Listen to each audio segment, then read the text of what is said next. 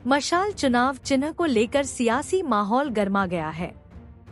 इस मामले में नेता अंबादास दानवे ने इलेक्शन ऑफिसर से सवाल उठाते हुए कहा कि पहले मशाल सिंबल को नाम लेकर पुकारा गया था, लेकिन अब फैसला बदलने को लेकर संदेह पैदा हो रहा है।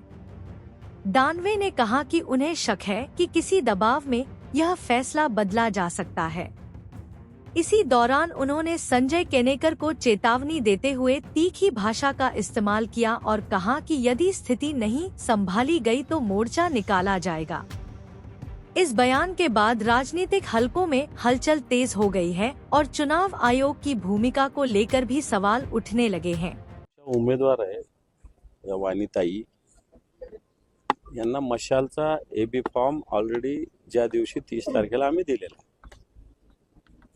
परंतु दिलेला असताना त्या दिवशी काही कारणांनी या अधिकाऱ्यांनी तो स्वीकारला नाही।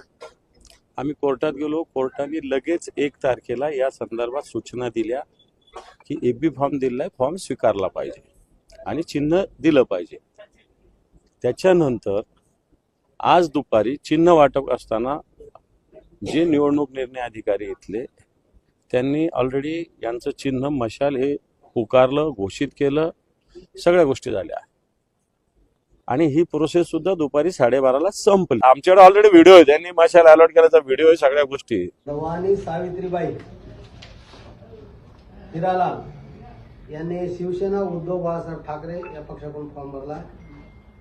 मशाल महानगरपालिकेचे जे काही इथं निवडणूक निर्णय अधिकारी हे निर्णय बदलू पाहतात, बदलला असं मी म्हणणार नाही आणि मला असं वाटतं मुद्दाम होऊन राजकीय दबावाखाली असा निर्णय ते घेण्याची दाट शक्यता आहे, अशी भीती आमच्या सगळ्या शिवसैनिकांनी व्यक्त केली, म्हणून मी इथं आलेलो। पण असा जर निर्णय घेतला तर मला असं वाटतं ही निवडणूक पक्षपातीपणे होते असं आम्ही समजू आणि या निवडणूक निर्णय अधिकाऱ्यावर उद्या शिवसेनेचा मोर्चा आणू। निवडणूक राहील बाजूला, परंतु असा जर पक्षपातीपणा जर निवडणूक निर्णय अधिकारी करत असतील तर मला असं वाटतं त्याला धडा शिकवावा लागेल आणि तो आम्ही शिकू।